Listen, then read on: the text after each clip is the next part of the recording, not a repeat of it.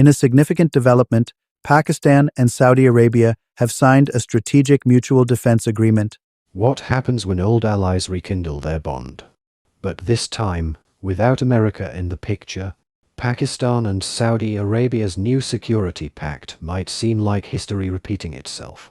But in reality, it's a warning sign of what the world could look like in a post-American era: unstable, insecure, and deeply unsettling. Intro with channel branding tone. Welcome back to the channel. Today, we're diving into a fascinating shift in global geopolitics: the revival of the Pakistan-Saudi Arabia security partnership, and why it matters far beyond South Asia or the Middle East. Pakistan and Saudi Arabia have always shared more than just religious ties. Their military bond goes back decades. In 1967, right after Israel's Six-Day War, Pakistan signed a deal to train and support the kingdom's forces. Pakistani pilots even flew for Saudi Arabia during its conflict with communist South Yemen. By the 1980s, 15,000 Pakistani soldiers were stationed in the kingdom, with tanks near Tabuk, dangerously close to Israel's borders. This was not just friendship, it was military muscle on rent. But things changed in 2015. When Riyadh wanted Pakistani troops in Yemen against the Houthis, Pakistan's parliament said no. That defiance shocked the Saudis. After all, they had just handed Islamabad $1.5 billion as a gift. At the same time, China was becoming Pakistan's new cash lifeline. Suddenly, Pakistan had the confidence to reclaim a bit of independence from Riyadh. Saudi Arabia responded by moving closer to India. And instead of free grants, Pakistan started getting loans with interest. So why return to Pakistan now? The answer lies in American apathy. For decades, Gulf monarchies leaned on Washington for protection.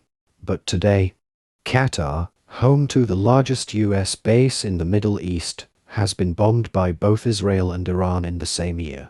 And in both cases, Washington did nothing. If the US won't protect its closest partners, where do the Saudis turn? To Pakistan, a country that, for all its flaws, can offer one thing nobody else in the region can: a nuclear umbrella. But this renewed bond comes with consequences. India feels betrayed. It built close ties with both Israel and Saudi Arabia, but now finds itself trusted by neither. Iran feels encircled, squeezed between Saudi Arabia and Pakistan. Israel sees its normalization with Riyadh slipping further away. Pakistan itself has traded away the independence it once celebrated in 2015. And even the Saudis, they're still wary of an army that often overpromises but underdelivers. This is what a post-American world looks like: regional players making their own shaky alliances. Old enemies teaming up, not because they trust each other, but because they don't trust the US anymore. And the result? A world that is less stable, less secure, and far less predictable. When Washington finally wakes up, it may regret allowing its withdrawal to create a new Riyadh-Islamabad axis, one backed by Beijing.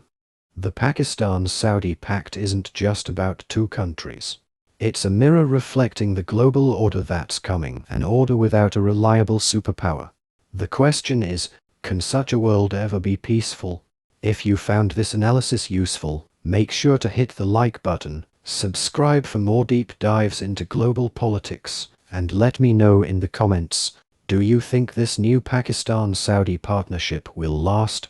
Or is it just another fragile alliance in a very fragile region?